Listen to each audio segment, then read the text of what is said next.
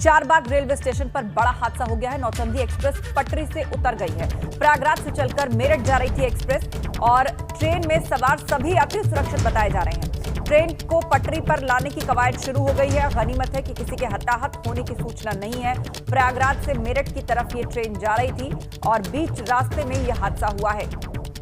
Train में सवार सभी यात्री सुरक्षित बताए जा रहे हैं और ये देखिए नौचंदी एक्सप्रेस पटरी से उतर गई, डिरेल हो गई पटरी से और उसको अब वापस ठीक करने की कवायद चल रही है। देखिए नौचंदी एक्सप्रेस और ट्रेन का जो पहिया है वो पटरी से उतरा हुआ है,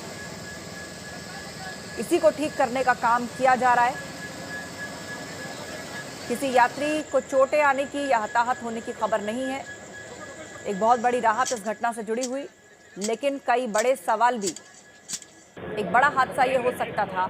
नौचंदी एक्सप्रेस पटरी से उतर गई। ये देखिए किस तरह हम आपको दिखा रहे हैं ट्रेन का वो हिस्सा इंजन के साथ जो कि पटरी से उतर गई। थोड़ी दूर तक अगर ये और आगे जाती तो उसके पीछे जो बोगियां थी उनका भी यही हाल होना था।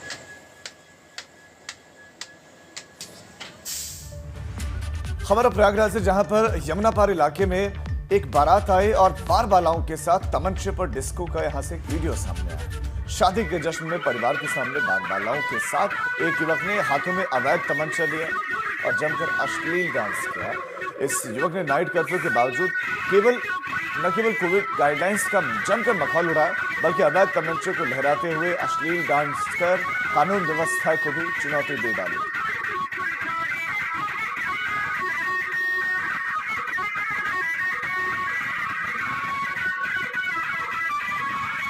ये प्रयागराज का वीडियो है। हाथ में अवैध तमंचा है, डांस चल रहा है, कोविड गाइडलाइंस की धज्जियां उड़ाए जा रहे हैं, नाइट कर्फ्यू है उसकी धज्जियां उड़ाए जा रहे हैं। सवाल ये है कि अधिकारी देख रहे हैं या नहीं।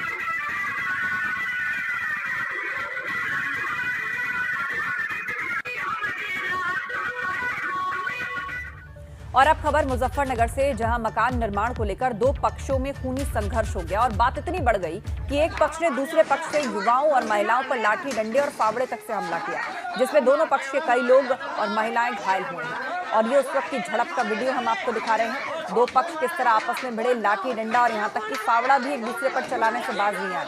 ये खूनी संघर्ष हुआ। देखिए बच्चे इसमें शामिल दिखाई दे रहे हैं, महिलाएं हैं, उन पर वार किया जा रहा है। दो पक्ष आपस में भिड़ गए, खूनी संघर्ष हुआ। हाथ में फावड़ा है, किसी के हाथ में डंडा है, एक दूसरे पर ताबड़तोड़ तरीके से बरसा रहे हैं ये दोनों पक्ष। कई लोगों को चोटें आई हैं इस घटना के बाद।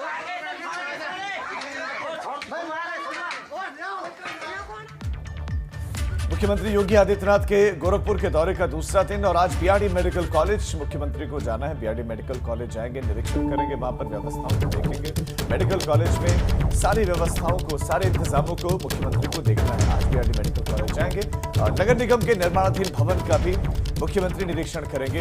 एक टीकाकरण केंद्र का भी उनको निरीक्षण करना है। मुख्यमंत्री के कार्यक्रम जो हम आपको बता रहे हैं, इसके साथ साथ बैठक भी लेने वाले हैं और सर्किट हाउस में मुख्यमंत्री योगी आदित्यनाथ बैठक करेंगे, जहां जनप्रतिनिधियों के साथ, बीजेपी के पदाधिकारियों के साथ उनको बैठक करनी है। कुछ और कार्यक्रम भी उनके बताए जा रहे हैं जिनमें उनको शामिल होना है। तो गोरखपुर दौरे का दूसरा दिन, मुख्यमंत्री योगी आदित्यनाथ का बीआरडी मेडिकल कॉलेज में इंतजाम कैसे हैं, उन इंतजामों को देखेंगे। साथ ही साथ बैठक उनको लेनी है, टीकाकरण केंद्र का निरीक्षण करने का कार्यक्रम है। तो कुल मिलाकर बहुत से कार्यक्रम हैं। इससे पहले कल मुख्यमंत्री योगी आदित्यनाथ 2 दिवसीय दौरे पर गोरखपुर पहुंचे और यहां पहुंचने के बाद उन्होंने गोरखनाथ मंदिर में बाबा गोरखनाथ के दर्शन किए और फिर ब्रह्मलीन महंत योगी आदित्यनाथ की समाधि पर मत्था टेका। इसके कुछ ही देर बाद गोद लिए जंगल कौड़िया सीएचसी पहुंचे और निरीक्षण किया। इस दौरान वहां कोविड वैक्सीन लगवा रहे लोगों से उन्होंने बात की। तो गुरु गोरक्षनाथ का आशीर्वाद लेने के लिए पहुंचे। उसके बाद सीएचसी का निरीक्षण किया।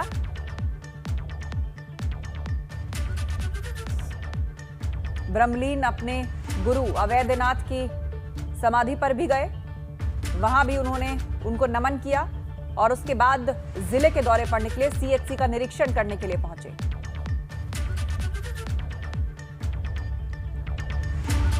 और अब बड़ी खबर लखनऊ से आपको देते हैं, जहां पर बेसिक शिक्षा विभाग में पुरानी पेंशन का मामला है और इसी मामले से जुड़ी हुई इस वक्त की बड़ी खबर। पुरानी पेंशन के मामले में हाईकोर्ट ने आदेश जारी कर दिया है। हाईकोर्ट ने पुरानी पेंशन मामले में आदेश जारी किया और कोर्ट ने शिक्षकों को पुरानी पेंशन का लाभ देने का आदेश दिया है। 1 अप्रैल 2005 से पहले नियुक्त शिक्षकों और गैर शिक्षक स्टाफ को यह लाभ मिलेगा। यूपी सीनियर बेसिक शिक्षक संघ समेत 5 दर्जन याचिकाओं पर हाईकोर्ट ने यह आदेश दिया है। शिक्षकों के हक में, उनके हित में यह आदेश दिया गया है। 1 अप्रैल 2005 से नई पेंशन स्कीम लागू हुई थी और नई पेंशन स्कीम लागू होने से पहले ही आपको बता दें कि याचिकाएं दाखिल हो चुकी थी और याचियों की जो नियुक्तियां पहले हुई थी, अब उन पर नई स्कीम का कोई प्रभाव नहीं पड़ेगा। रिटायर हो चुके शिक्षक और गैर शिक्षक स्टाफ को भी पुरानी पेंशन से ही भुगतान होगा।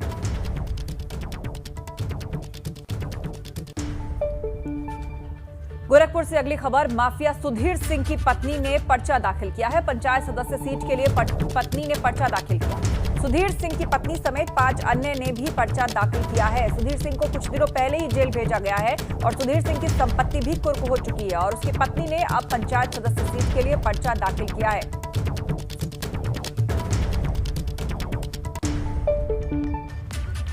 खबर हरदोई से, जहां पर सड़क हादसे से कोहराम मच गया। यहां पर ट्रैक्टर पलट गया और ट्रैक्टर पलटने से पिता और बेटे की मौत हो गई। हादसे में 2 लोगों के घायल होने की भी खबर है। अतरौली थाने के अभिनवा पेंग का ये मामला है। अतरौली थाने का ये मामला है जहां पर सड़क हादसा हुआ, ट्रैक्टर पलट गया और 2 लोगों के घायल होने की भी इसमें खबर है। सड़क हादसा हुआ है, अभिनवा पेंग के पास में ये हादसा हुआ है जहां पर सड़क हादसे परिवार के सदस्य, पिता और बेटे दोनों की मौत हो गई, 2 लोग घायल। गंगा सवेरा में आगे बढ़ते हैं और पूर्वांचल की अब हर छोटी बड़ी खबर सुपरफास्ट अंदाज में आपको देखेंगे। चलिए फटाफट खबरों का सिलसिला शुरू करते हैं। स्वास्थ्य मंत्री जयप्रताप सिंह देवरिया पहुंचे। यहां उन्होंने जिला अस्पताल का निरीक्षण किया और यहां मौजूद मरीजों का हालचाल जाना। इसके बाद वो एक अन्य कार्यक्रम में भी शामिल हुए। आजमगढ़ में आम आदमी पार्टी कार्यकर्ताओं और पदाधिकारियों ने दुर्गा मंदिर पर हनुमान चालीसा का पाठ किया और राम मंदिर की जमीन खरीद में घोटाला करने का आरोप लगाते हुए इसमें शामिल लोगों को सद्बुद्धि देने की प्रार्थना की। सोनभद्र के सामुदायिक स्वास्थ्य केंद्र पर एक मरीज के इलाज के अभाव में मौत हो गई। परिजनों ने इलाज में लापरवाही का आरोप लगाया। उनका कहना है कि डॉक्टर्स के होने के बावजूद इलाज नहीं मिला। गाजीपुर में गंगा में मिले मासूम को बचाने के लिए एबीपी गंगा ने बातचीत की और एबीपी गंगा से जो बातचीत हुई उसमें ये बताया गया कि सालों से गंगा किनारे रहता है, लेकिन इस तरह का वाकया उसने पहली बार देखा। जौनपुर में नदी किनारे एक 8 साल की बच्ची का शव मिला है। अब बच्ची के साथ रेप के बाद हत्या की आशंका जताई जा रही है। फिलहाल पुलिस पूरे मामले की जांच कर रही है। कुशीनगर में लगातार हो रही बरसात की वजह से नारायणी नदी का जलस्तर बढ़ गया है और अगर इसी तरह बढ़ता रहा तो कई गांवों को बाढ़ का खतरा सताने लगेगा और इससे लोगों को परेशानियां भी हो सकती हैं। बस्ती के रामनगर में पेयजल की आपूर्ति के लिए स्थापित किया गया आरओ प्लांट लापरवाही की भेंट चढ़ रहा है। इस वजह से यहां हादसे होते हैं, लेकिन अधिकारियों को उसकी सुध नहीं है। मिर्जापुर में बढ़ती महंगाई, आम और कम आमदनी और इसके साथ साथ दूसरी चीजें लगातार महंगी हो रही हैं। इसकी वजह से लोगों को परेशानियां हो रही हैं और महिलाओं को फिर से अब मदद की दरकार है। इनके पास संसाधनों की कमी है। गोरखपुर में अनाथ बच्चों की मदद करेगी सरकार। 157 ऐसे बच्चों की रिपोर्ट भी तैयार की गई है, जिसमें 85 बच्चे और 72 बच्चियां हैं। इन बच्चों को 4000 रुपए मासिक मदद सरकार की ओर से दी जाएगी। वाराणसी के प्राचीन घाट जो हर किसी के आकर्षण का केंद्र होते हैं, अब उनका कायाकल्प हो रहा है। स्मार्ट सिटी प्रोजेक्ट के तहत घाट का नव निर्माण किया जा रहा है और इसके बाद इनका स्वरूप बदल जाएगा। और चलिए आगे बढ़ते हैं। एक बड़ी खबर इस वक्त हमें मिल रही है। यूपी में मानसून ने दस्तक दे दी है। आज भी कई इलाकों में बारिश की संभावना है और पूर्वांचल के इलाकों में आज बारिश हो सकती है। मध्य यूपी और पश्चिमी यूपी में भी आज बारिश हो सकती है। यूपी में मानसून ने दस्तक दे दी है, जिसका इंतजार हो रहा था। कई इलाकों में बारिश की संभावना है। तेज बारिश हो सकती है कई इलाकों में, जिसमें खासतौर पर पूर्वांचल के इलाके शामिल हैं। पूर्वांचल के कई जिलों में आज बारिश हो सकती है। सिर्फ इतना ही नहीं, मानसून आ जाएगा तो मध्य यूपी और पश्चिमी यूपी में भी कई इलाकों में बारिश होगी। ये अनुमान मौसम विभाग ने लगाया है। तो उत्तर प्रदेश में मानसून ने दे दी है दस्तक। आज कई इलाकों में बारिश की संभावना। पूर्वांचल, मध्य यूपी, पश्चिमी यूपी तीनों के कई जिलों में आज बारिश हो सकती है।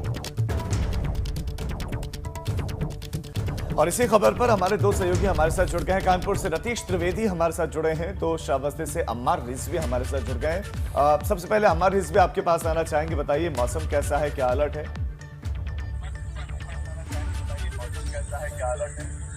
राजू बताएंगे बिल्कुल आपको कि श्रावस्ती में 36 घंटे की लगातार बारिश के बाद कल थोड़ी राहत मिली थी, लेकिन राप्ती ने अपना पूरा रौद्र रूप दिखा दिया है। तस्वीरें हम आपको दिखाना चाहेंगे कि यहाँ पर पूरा पानी से जलथल हो रहा है। कई गांव यहाँ पर घिरे हुए हैं।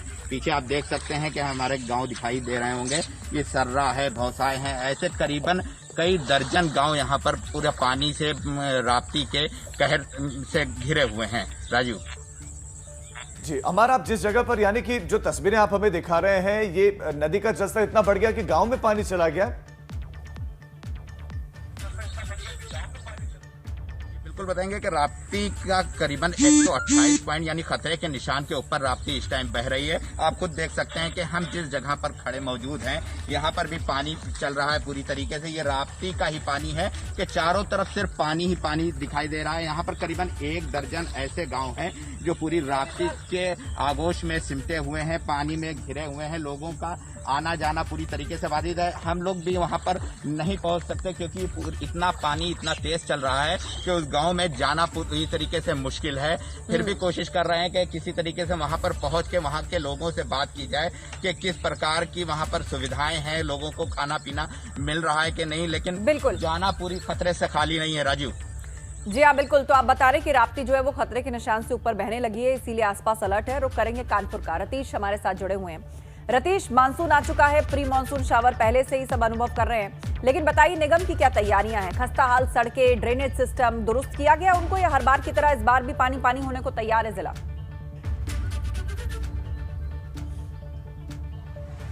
बिल्कुल आस्था, आपने सही कहा कि प्री मानसून जो बारिश हुई थी उसी में नगर निगम की पोल खुल गई है। सिल्ट निकाल करके रखी जा रही है, नाला सफाई करी जा रही है, लेकिन सिल्ट जो निकाल करके रखी जाती है वो नाली के किनारे ही कर दी जाती है, और जो बारिश होती है उससे सिल्ट एक बार फिर से नाले और नालियों में चली जाती है। अगर बात की जाए काम की, तो 15 जून की डेडलाइन रखी गई थी नगर निगम के द्वारा, लेकिन अभी भी करीब 15% से ज़्यादा काम जो है वो सफाई का बचा हुआ है। अगर मौसम और मानसून की बात की जाए तो पहले ये अनुमान लगाया गया था कि 25 तारीख के आसपास मानसून आएगा, लेकिन फिर उसके बाद मानसून जल्दी आने की बात कही गई और 13 तारीख के आने की बात कही गई। लेकिन अभी अगर कानपुर की बात की जाए और कानपुर के आसपास के क्षेत्रों की बात की जाए तो जो मौसम वैज्ञानिक हैं वो ये बता रहे हैं कि आज से कल में कल तक की बात कर रहे हैं कि कल मानसून पहुंच सकता है और मानसूनी बारिश यहां पर शुरू हो सकती है। फिलहाल छिटपुट बारिश और हल्की बूंदाबांदी की संभावना जताई है मौसम वैज्ञानिकों ने, लेकिन बादलों की आवाजाही लगी हुई है। बादल लगातार आ रहे हैं, जा रहे हैं, और मौसम पल पल ये कहा जा सकता है कि रूप बदल रहा है। मौसम कभी छांव होती है, कभी धूप होती है।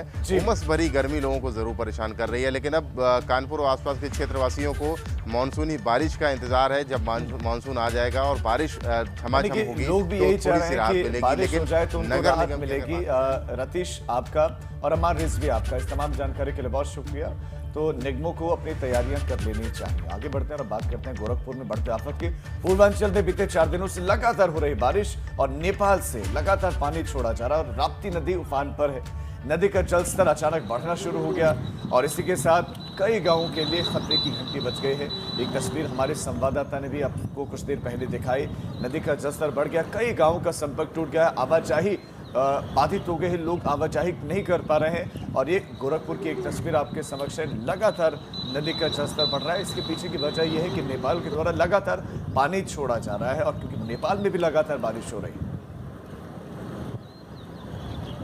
राप्ती नदी इस वक्त उफान पर है।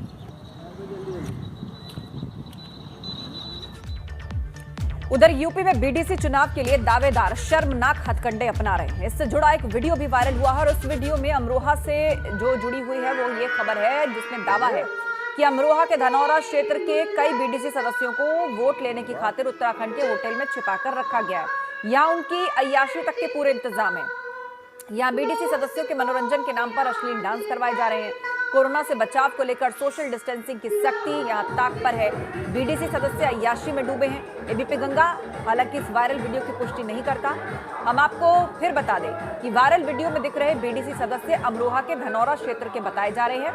यूपी पंचायत चुनाव में वोट के लिए अय्याशी का ये वीडियो ये बताने के लिए काफी है कि बीडीसी अध्यक्ष समेत दूसरे पदों के उम्मीदवार और दावेदार कैसे कैसे हथकंडे अपना रहे हैं। सबसे बड़ा सवाल यह कि वोट देने के नाम पर अय्याशी करने वाले ऐसे प्रतिनिधि लोगों का कैसे विकास करेंगे। तो मंथन तो जनता को भी करना चाहिए कि उन्होंने चुना किसको, वोट किसको दिया। अब आगे बढ़ते हैं और आपको अवध की खबरें सुपरफास्ट अंदाज में दिखाते हैं। चलिए खबरों की शुरुआत करते हैं। यूपी बीजेपी के अध्यक्ष स्वतंत्र देव सिंह औरैया में विधायक रमेश दिवाकर के घर शोक व्यक्त करने पहुंचे। वो यहां विधायक के परिवार से मिले, उन्हें ढाढ़स बंधाए। स्वतंत्र देव ने परिवार के साथ शोक संवेदना व्यक्त की। अयोध्या जमीन खरीद विवाद को लेकर राममैरी ट्रस्ट अध्यक्ष अभिमुक्तेश्वरानंद सरस्वती ने बयान दिया। उन्होंने कहा कि इस मामले में जांच के लिए निष्पक्ष लोगों की कमेटी बनाई जाए।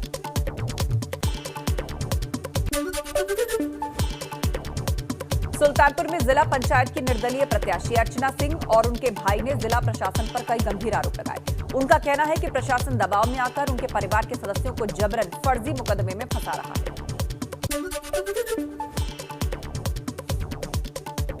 लखनऊ में बदमाशों ने एक ज्वेल्स की दुकान में बताया जा रहा है कि गोली मार दी और मौके से उसके बाद फरार हो गया। फिलहाल दुकानदार की हालत गंभीर बताए जा रहे हैं और पुलिस पूरे मामले की जांच कर रही है। सीतारूर में पुलिस और आबकारी विभाग की टीम ने नकली शराब की खेप बरामद की। इस दौरान किसी की गिरफ्तारी नहीं हुई तो मौके से पुलिस को नकली बारकोड भी मिले। अम्बेडकर नगर में मामूली विवाद में गांव के दबंगों ने कई लोगों की जमकर पिटाई कर दी। इस मारपीट में कई महिलाओं को गंभीर रूप से चोटें आई हैं। मारपीट का वीडियो वायरल है। बाराबंकी मुख्तार अंसारी एम्बुलेंस मामले में एक और आरोपी गिरफ्तार हुआ। इस आरोपी पर 25,000 का इनाम घोषित था। पुलिस को इस आरोपी की काफी लंबे वक्त से तलाश थी और अब इससे पूछताछ की जा रही है। हरदोई में 54,300 लोगों ने अब तक बिजली का बिल नहीं भरा है और अब ऐसे लोगों पर बिजली विभाग कार्रवाई करेगा। लोगों से बिल वसूली की जाएगी। बिल नहीं देने पर इन पर कार्रवाई की जाएगी। लखीमपुर खीरी में अचानक यूरिया खाद की मांग बढ़ जाने के चलते सहकारी सोसाइटी पर किसानों की भीड़ उमड़ पड़ी। वहीं मांग बढ़ने के साथ ही बिचौलिए दलाल भी सक्रिय हो गए।